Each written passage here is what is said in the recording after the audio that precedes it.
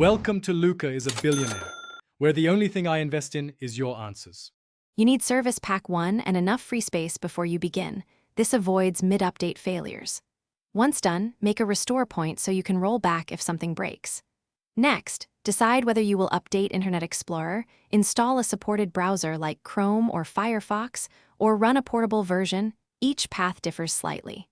Start with Windows Update for system components, then download the browser installer. Keep the installer on your desktop for quick access. Now you download the installer. Run the browser setup as administrator to ensure all components install correctly. If antivirus blocks the download, temporarily disable it and re-enable after. Choose Custom Install only if you want to change defaults. Otherwise, accept recommended settings to get security updates and extensions. During installation, watch for bundled offers and uncheck them. Once the installer finishes, restart the PC when prompted. Finish by importing bookmarks and saved passwords from the old browser, and enable automatic updates so security patches install without your intervention. Make the new browser your default in Control Panel or Browser Settings. That prevents link confusion.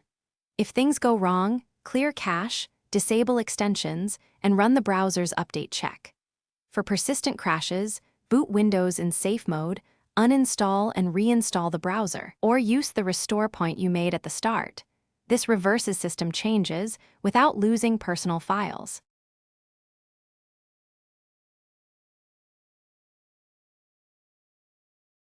Thanks for watching and please subscribe. It's the best investment you'll ever make.